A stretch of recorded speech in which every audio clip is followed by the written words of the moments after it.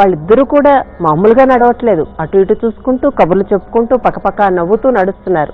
వాళ్ళని చూస్తూ వీళ్ళని చూస్తూ చూపించుకుంటూ నవ్వుకుంటూ. ఆ నవ్వులు ఎలా ఉన్నాయంటే చల్లని వెన్నెల చల్లినట్టుగా ఉన్నాయి. అది మనం నృత్యంలో ఎలా చూపించాం ఒకసారి చూద్దాం.